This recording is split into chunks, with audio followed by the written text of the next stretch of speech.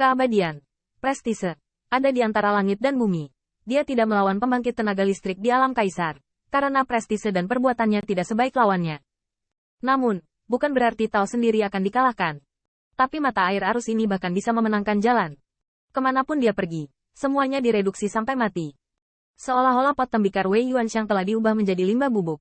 Jika Qin Yichen ditelan oleh sungai, itu juga akan sepenuhnya berubah menjadi potongan. Apa-apaan ini? Wei Yuanxiang sangat ketakutan. Cara menelan seperti ini akan menelan semua kekuatan yang jatuh. Mereka belum pernah melihatnya sebelumnya. Di depan aliran ini, tidak ada perlawanan sama sekali. Pada saat ini, Qin Yichen dan Wei Yuanxiang sama-sama mengejar sosok pemetik bintang, dan melihat bahwa mereka bertarung sengit dengan sosok-sosok ganas itu saat ini. Namun, masih belum ada akhir yang terlihat di benua ini, yang membuat Wei Yuanxiang merasa kulit kepala lebih kesemutan. Karena dengan kecepatan terbang mereka baru saja pecah dengan semua kekuatan mereka. Jika itu adalah rute yang mereka datangi, sudah lama sekali untuk terbang. Pada saat ini, sosok-sosok itu ganas, dan Raja Pemetik Bintang dan kekuatan besar lainnya telah meledak dari kekuatan tempur yang kuat karena ketakutan, dan mereka tidak berani menyembunyikan diri. Tetapi meskipun demikian, mereka bertarung dan melarikan diri. Tetapi mereka masih menonton. Seharusnya sudah muncul jauh sebelumnya. Tepi benua. Senior Bibi. Aku Klan Bais. Pada saat ini, di lengan Feng Nianwu, kepala putih dan biru menyerupai naga biru tetapi dengan tanduk terbuka itu adalah Dewa Bai Guanxing dari Klan Bais. Bai Guanxing melihat ke arah An yang keras kepala, hanya merasa kagum. Tetapi menurut catatan, bahkan di awal era primordial, leluhur pertamanya dari Klan Bais, dan naga sejati sudah berteman. Namun, tanpa menunggu Bai Guanxing mengatakan lebih banyak, dia ditarik kembali dari lengan bajunya oleh Feng Nianwu. Apalagi Klan Bais, ras manusia mereka dan naga sejati adalah saudara. Bahkan umat manusia pun tidak mengenalinya. Jelas sekali, manusia mengerikan ini tidak bisa lagi dijelaskan oleh akal sehat.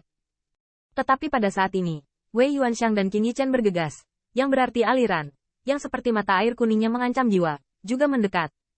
Suara alirannya masih sangat manis, tapi itu membuat semua kekuatan hanya terasa merinding, seperti suara sihir paling menakutkan di dunia. Dan pada saat ini, setelah Wei Yuanxiang kehilangan harta kaisar, dia sepertinya bereaksi. Mata air arus ini juga merupakan ancaman besar bagi pisau pencuri ini. Kalau tidak, dia kabur. Tapi Wei Yuanxiang masih bisa peduli dengan Qin Yichen sekarang. Semakin dekat arus, semakin cepat umur mereka berlalu. Tidak hanya Zhou Yuan, tetapi ketika suara aliran bergema di telinganya, melihat bintang-bintang di sekitar Raja Bintang memilih momen depresi membuatnya sangat ketakutan. Musim semi ini, bahkan Avenue of Starku bisa ditelan? Tanda seru. Meskipun kekuatan besar sangat ketakutan, ini bisa dikatakan sebagai hari paling memalukan sejak mereka menjadi terkenal. Tetapi penglihatan kaisar tidak hilang. Dari perubahan diri sendiri, samar-samar seseorang dapat merasakan bahwa kekuatan aliran ini begitu menakutkan sehingga dapat langsung menelan Dao. Kekuatan-kekuatan besar tidak tahu apakah mereka menelan kekuatan mereka atau menelan Tao itu sendiri. Meskipun hanya akan lebih menakutkan jika yang terakhir, bagi mereka tidak ada perbedaan. Ledakan. Star Reaching King mengorbankan sebuah bintang yang lebih agung dari matahari yang terik, dan menghantam ke arah pembantaian merah. Tapi hanya gerakan ini yang membuatnya layu dan bahkan terlihat sedikit tua. Tahukah Anda, King of Star Reaching mungkin hampir sama dengan Kaisar Ke, yang terlihat seperti pria parubaya, tetapi pada saat ini, ada kerutan ekstra di sudut matanya. Tidak baik. Temukan cara, jika tidak, kita semua harus mati di sini. Bahkan jika King of Star Reaching seperti ini, bagaimana bisa semua kekuatan besar menjadi lebih baik? Yuan umur panjang mengalir sangat cepat, dan kekuatan energi dan kekuatan sihir semuanya ditelan. Dan jangan lupa, mereka masih berjuang dan melarikan diri saat ini. Setidaknya mereka bisa menjaga jarak dari musim semi ini, tetapi mereka tidak mampu membelinya. Setelah ditangkap oleh Si Quan, bukan berarti Zhou Yuan tidak bisa menahannya lagi. Aku takut aku akan masuk ke klan singa dan kalajengking saat itu juga. Bisa ikuti. Korbankan harta. Biarkan aliran ini menelan harta. Aku bisa mengulur waktu. Begitu dia mengatakan ini, mata Wei Lingtian terangkat, dan tiba-tiba sebuah pagoda terlempar keluar. Tetapi pagoda itu ditelan oleh arus dalam sekejap, dan tidak ada bayangan sama sekali. Sementara Wei Yuanxiang melihatnya di matanya, dia sangat marah sehingga dia merokok, gunakan Kaisar Dao Bao. Kamu punya kentut untuk menggunakan sampah semacam itu. Sudut-sudut mulut Wei Lingtian bergerak-gerak.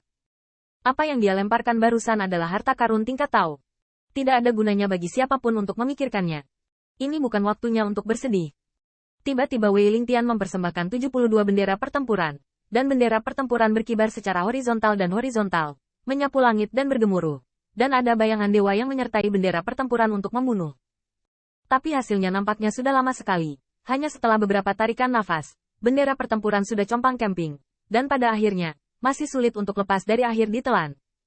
Wei Lingtian kesakitan untuk sementara waktu, tapi itu adalah bendera pertempuran perkasa yang telah dia kembangkan sejak lama. Prajurit kaisar sejati. Namun, dibandingkan dengan rasa sakit Wei Lingtian, Star Picker King juga menyadari bahwa saat aliran menelan tentara Dao, menelan vitalitas dan kekuatan mereka tampaknya sedikit melemah, memungkinkan mereka untuk meledak lebih kuat. Kekuasaan. Namun, seorang kaisar dan seorang prajurit hanya bisa bertahan beberapa napas. Harga semacam ini membuat semua orang perkasa menyesal sepanjang waktu. Mengapa datang ke tempat hantu ini? The King of Star Reaching bahkan berteriak dengan suara yang dalam. Jangan khawatir tentang semua tentara Tao. Tidak ada alasan bagiku untuk keluar dari surga. Atau semua orang akan mati di sini bersama-sama. Begitu dia mengatakan ini, Feng Lianwu mengertakkan giginya dengan marah dan tiba-tiba menawarkan sebuah kotak brokat. Melihat Wei Yuanxiang, dia patah hati. Kotak brokat orang tua. Qin Yichan memarahi sambil memindahkan ruang dan waktu. Apakah itu milikmu? Tanda seru. Itu milikku. Jeroan kecil. Kotak brokat itu tidak bisa bertahan beberapa saat. Tetapi untungnya, kotak itu bisa bertarung sejenak untuk mendapatkan kesempatan bagi kekuatan besar. Di saat berikutnya, 1000 perlombaan keluhan menawarkan peti mati ajaib untuk mengulur waktu lagi.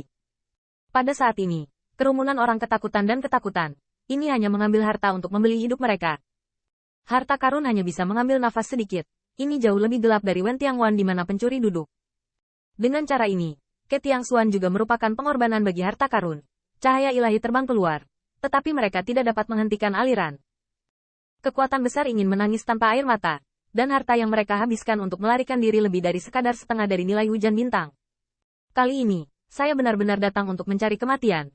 Tetapi pada saat ini, adalah berkah dalam kesialan bisa melarikan diri. Dalam beberapa saat, ada lebih dari selusin harta yang dikorbankan. Dan kekuatan besar tidak peduli dengan kesusahan mereka.